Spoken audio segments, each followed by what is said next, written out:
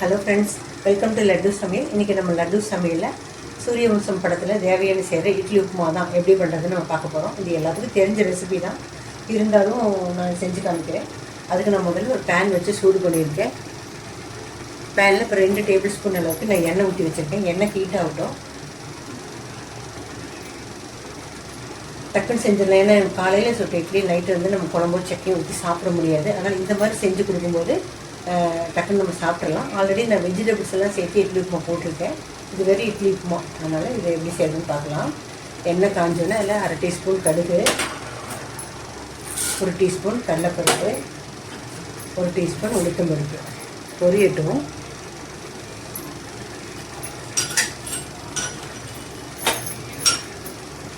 பொரிஞ்சு வரட்டும். கடுகு பொரிஞ்சு வந்துட்டு கொஞ்சமாக அதில் பெருங்காயத்தூள் சேர்த்துக்கலாம். கொஞ்சமாக கருவேப்பிலை சேர்த்துக்கலாம். அதோட ஒரே ஒரு பெரிய வெங்காயம் கட் பண்ணி வச்சுருக்கேன் பொடியை. அதோட 2 பச்சை மிளகாய், சின்ன வெங்காயம் வந்து 2 போட்டுக்கோங்க. அதை சேர்த்துக்கலாம். சேர்த்து நல்லா வதக்கிக்கலாம். வெங்காயம் சீக்கிரம் வதங்கிட்டு கொஞ்சமாக உப்பு போட்டுக்கலாம்.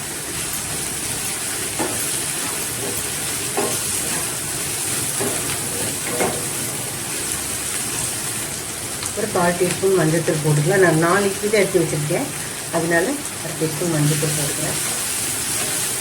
மஞ்சள்தூள் போடவும் செய்யல, அந்த மஞ்சள்தூள் போட்டு செஞ்சால் நல்லாயிருக்கும் கலரு. வெங்காயம் இந்த அளவுக்கு நல்லா கண்ணாடி தாண்டி வதங்கினோடனே ஒரே ஒரு தக்காளி கட் பண்ணி வச்சுருக்கேன், அதை சேர்த்துக்கலாம். தக்காளி நல்லா மசிஞ்சு வர வரைக்கும் நம்ம வதக்கிக்கலாம். தக்காளி நல்லா வதங்கிடுச்சு. இப்போ நான் உதிர்த்து வச்சுருக்கிறேன் இட்லியை இதில் சேர்த்துக்கிறேன்.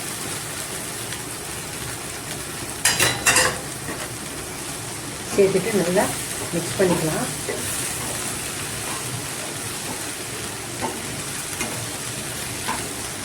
இட்லியில் உப்பு இருக்கும், அதனால் பார்த்துட்டு போட்டுக்கலாம். வெங்காயத்துக்கு எவ்வளோ உப்பு வேணும் நான் கொஞ்சமாக சேர்த்துக்கிறேன். அதோட கொஞ்சமாக பொடியாக நறுக்குன்னு கொத்தமல்லி தழை சேர்த்து மிக்ஸ் பண்ணி இறக்கிட்டோம்னா நம்ம சூப்பரான சூரியவம்சம் தேவயானி ஸ்டைல் இட்லி உப்புமா ரெடி ஆகிடுச்சு. இது எனக்கும் ரொம்ப பிடிச்ச டிஷ்ஷு. அது இட்லி உப்புமா செய்கிறதுக்காக இட்லி சேர்த்து செஞ்சு இட்லி உப்புமா செஞ்சுவேன். அவ்வளோதான், ரெடி ஆகிடுச்சு நம்ம உப்புமா. நீங்களும் இதே மாதிரி இட்லி வேஸ்ட் பண்ணாமல் ட்ரை பண்ணி பாருங்கள். பிடிச்சிருந்தால் லைக் பண்ணுங்கள், ஷேர் பண்ணுங்கள், கமெண்ட் பண்ணுங்கள். என்னோடய சேனலை சப்ஸ்கிரைப் பண்ணுங்கள். மறக்காமல் பெல் ஐக்கானை கிளிக் பண்ணுங்கள். தேங்க்ஸ் ஃபார் வாட்சிங்.